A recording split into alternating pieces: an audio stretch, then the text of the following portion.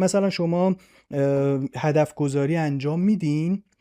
ولی پیش نمیرید، یه هدفی رو خیلی تا آخر ادامه نمیدید. وقتی تست رو اینجا میزنی متوجه میشید انرژی جنگجوتون پایین هستش. یا کسی هستید که زیاد هدف گذاری میکنید، پلنهای خیلی باز دارید ولی دچار اهمال کاری هستید، همیشه فکر میکنید یه جایی هست چمنش سبزتر باشه، همیشه یه موقعیتی هست که من رو به موفقیت برسونه، از این کلاس به اون کلاس، از این کتاب به اون کتاب، همش دائما از این شاخه به اون شاخه میپرید.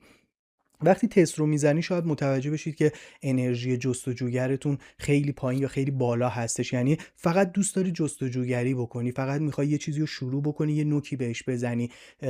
به اندازه نیم بند به وسعت یک اقیانوس شما اطلاعات داری ولی به هیچ دردت نمیخوره، تو هیچ چیز عمیق نمیشی. خیلی چیز عجیبه. مثلا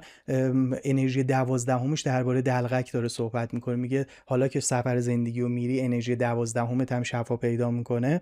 فردی میشی که به مشکلات میتونی بخندی، آدم شوخ طبع‌تری میشی، آدمی میشی که انرژی خیلی زیادی داره و خیلی جالبه. اگه علاقه‌مند هستید که خودتون رو یه محکی بزنید، به نظر من